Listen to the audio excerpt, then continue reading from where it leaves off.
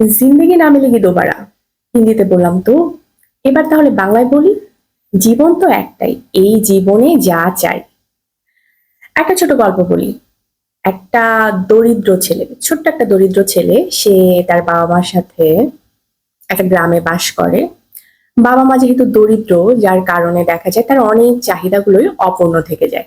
এবং একটা সময় পর ছেলেটা তার জীবন নিয়ে বিভিন্ন রকমের অভিযোগ করতে থাকে। আমি এই জীবনে এভাবে কেন হয়েছি, এই করেছি সেই করেছি, বিভিন্ন অভিযোগ করতে থাকে। একটা সময় পর সে তার শিক্ষকের সাথে এই ব্যাপারটা নিয়ে খোলামেলা আলোচনা করে। আসলে আমার জীবনটা খুব কষ্টের, আমার জীবনটা এরকম না হয়ে এরকম হতে পারতো, এরকম এরকম ইত্যাদি ইত্যাদি। সে তার অভিযোগগুলো তার শিক্ষককে জানায়। তার শিক্ষক বলে, চলো তোমাকে নিয়ে এক কাজ করি, একটু হেঁটে আসি। হাঁটতে হাঁটতে একটা পুকুর ধারে যায়।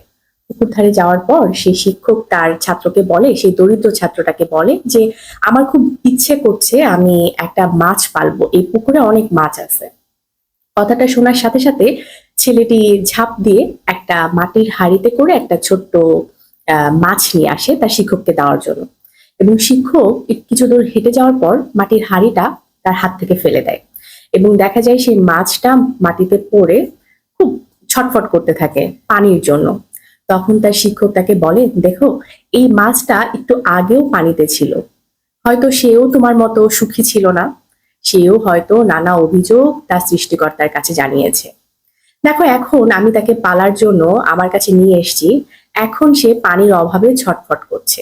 তার মানে একটু আগে সে যেখানে ছিল সেই জায়গাটাই তার কাছে সব থেকে ভালো একটা জায়গা ছিল, এবং সে সেই জায়গাটাতে খুশি না থেকে হয়তো দুঃখে ছিল তোমার মতন। ছেলেটা আসলে বুঝতে পারে যে তার শিক্ষক তাকে কি বোঝাতে চাইছে। ছেলেটা বলে, তাহলে কি সত্যি যে আমি এখন যে জায়গায় আছি সেটা খুব সুন্দর, এবং এটাকে আমি আরো সুন্দর বানাতে পারি? ছেলেটা বুঝে যায় এবং তার জীবনটাকে আসলে সে শুধরে নেয়। তো এটাই হলো জীবনের আসল একটা গল্প, যে গল্পটা আমাদেরকে সত্যিকারের বাস্তবটাকে বুঝতে শেখায় যে আমরা আসলে না, যে জায়গায় থাকি সেই জায়গাটা সম্পর্কে আমাদের বিভিন্ন রকমের অভিযোগ থাকে। মানে এখন আমি হয়তো ছোটবেলায় স্কুল জীবন কাটাচ্ছি, কিন্তু আমার কাছে মনে হচ্ছে কেরিয়ারটা বেস্ট, কিন্তু যখন আমি কেরিয়ারে চলে যাব তখন আমার কাছে মনে হবে স্কুল জীবনটাই বেস্ট ছিল। তাই না? এর কোনো আসলে দ্বিমত নাই। যারাই আসলে কেরিয়ারে আসছেন সবাই বলবেন স্কুল জীবনের মতন জীবন হয় না। ঠিক তেমনি প্রত্যেকটা জীবন যদি আমরা আসলে বুঝে শুনে এনজয় করে কাটাই না, তাহলে ওই অভিযোগটা আসলে থাকে না যে আমি তো স্কুলে খুব একটা মজা করতে পারি নাই, কেরিয়ারে এসে হয়তো ভাবছি এইভাবে মজাটা করলে হয়তো আমার জীবনের এই পর্যায়ে এসে আমি সেই স্মৃতিগুলো খুব সুন্দরভাবে মনে করতে পারতাম। এটাই হলো জীবনের খুব সুন্দর, খুব সুন্দর কিছু চিন্তা, যেটা আসলে আমাদের জীবনটাকে সুন্দর করে, তাই না? হুম, আসলেই কিন্তু তাই।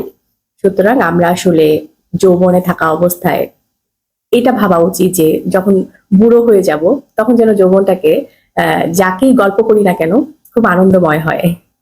ভালো থাকবেন সবাই, সুস্থ থাকবেন। আল্লাহ হাফেজ।